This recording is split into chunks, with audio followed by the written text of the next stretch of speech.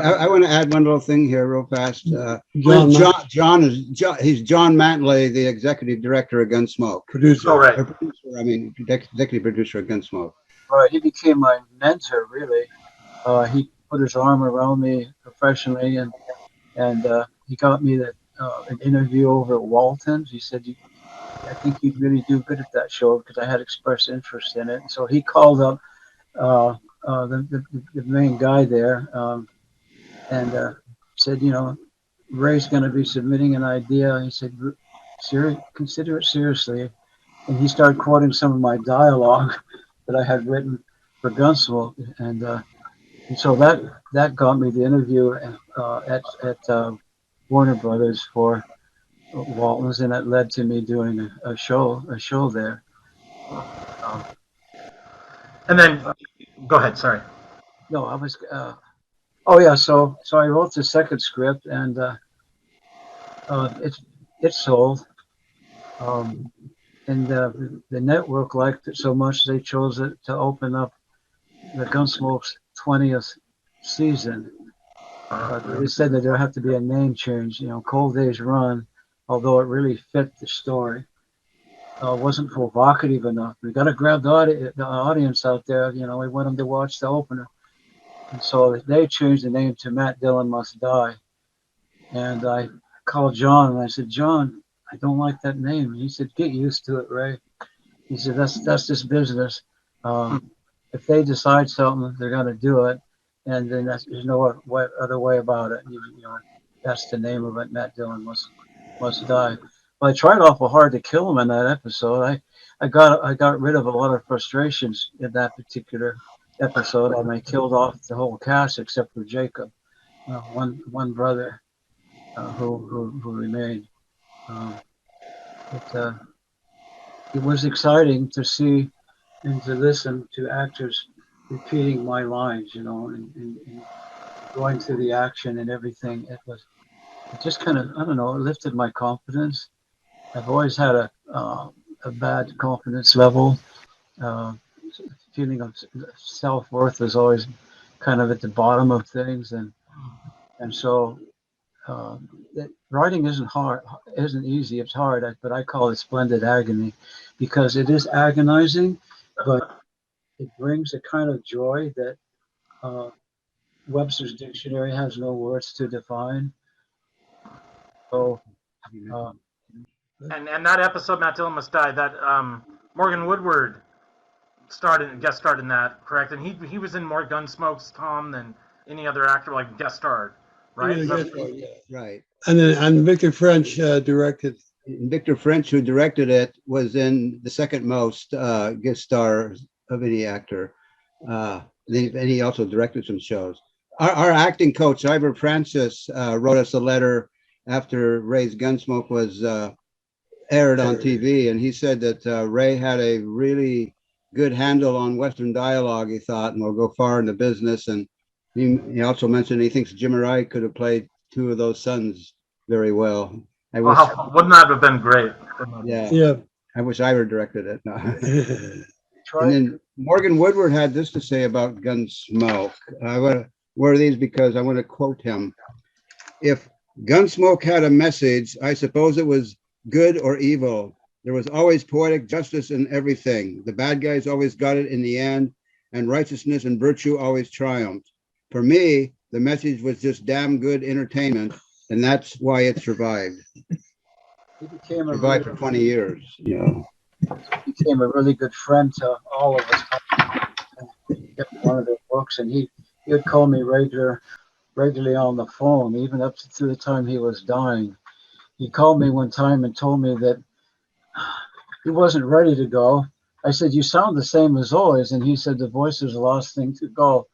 And he said some of his loved ones have been visiting him, some loved ones who had died, and they've been in his hospital room. And he told them to go away, I'm not ready to die yet. So he got quite spiritual towards the end, and he was asking me questions about it. But he was so interesting. I tried to get Tom and Jim Parts in that Gunsmoke, but I stepped on the toes of Pam Polifroni, who had an office right across the hall from mine. She was the casting director. And I remember one day Morgan Woodward came. He was going to be in one of the shows, and he poked his head in my office, and we talked for a minute. And then he said, "I've got to go talk to Pam," like that. So he goes and disappears. And a few minutes later, he comes out. He's going to take her to lunch. You know, he has his arm around hers and like that. And as they passed by my office, he looked back and winked like that with a big smile on his face. You know, he's going to put on his best for her to get the part, to make sure he got the part. Yeah, Morgan told us that the original casting director on Gunsmoke, he could never get work through him. But when Pam Polifrone came along, she liked him and she gave him a lot of work. I mean, he did, I don't know, I forget how many episodes, 17 or 18 episodes. He took her out to lunch 7 or 18 times. Do a little bit of PR on the side. You know, that's why Jim and I sometimes, if we work with somebody, we'll send a little card after and say, we really enjoyed working with you, because, you know, keep our mind, our spaces in their mind, you know. Yeah. Speaking of Victor French, my wife and I were invited down to a Gunsmoke Christmas party on the set of Gunsmoke, and you could see the town, and you could see where the town ended, where it was a painting, you know, went beyond. And John Manley kept coming over to our table saying, "Ray, why don't you take a romantic walk with your wife down the other side of the street?" And I thought, okay, John, we'll get to that. And in a minute. And then Victor French came by with a girlfriend or wife or some pretty looking lady that looked a lot younger than him. And as he walked towards the Long Branch, which was the saloon on Gunsmoke, he gave me this dark, serious look. And I thought, when he was looking grumpy at me, I thought, well, okay, do whatever you want. It's fine with me. And I gave him the same intense, dark look as he walked into the saloon. And then a few minutes later, he comes back out, comes over, plants his hands on our Marilee's and my table, and looks me right close and says, I wasn't mad at you, Ray. From your dark look, I picked up that you thought I was giving you a bad look. And he said, when I saw you, I remembered.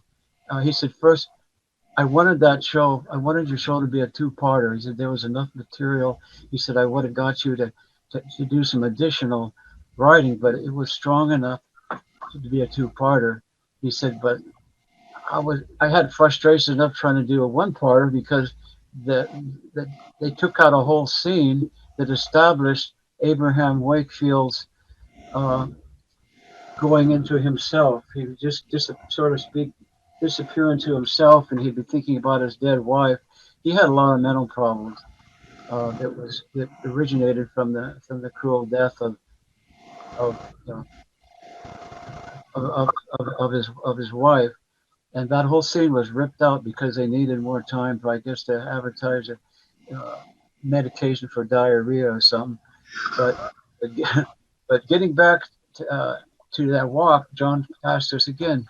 He said, "Oh, if you want to go on a Long Branch, Ray, I know you don't, you never drink alcohol or beer or Coke or anything like that. So you asked the bartender, we got orange juice in there, and we got milk for you and your sweet wife."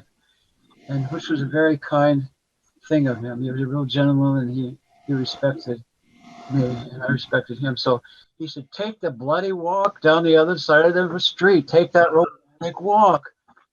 And I said, "Okay, John, we'll take." So off we go down the other side of the street. We're walking along. We get to Percy Crump's undertaking. He was the undertaker in the show named Percy Crump. I later borrowed his name and wrote a novella, which was published, called Me and Percy Crump. But so just as we passed Percy's office, there was an alleyway. And I looked out back on my shoulder. John was standing way in the back, like that, watching us. And so is there something down this alleyway? So looked down there, and John, must have been costly, but there was a really good review for my show in either the Variety or the Reporter, which were two of Hollywood's main magazines. A real good review on the opening show for Gunsmoke. He had blew up the printing somehow and put it in this gigantic glass frame and hung it in the alleyway just for me. Oh wow. Was that no? That's a kindness and a half, And when we was a romantic walk, I said, well, I don't know how romantic it was, but I sure like what you put in the alleyway.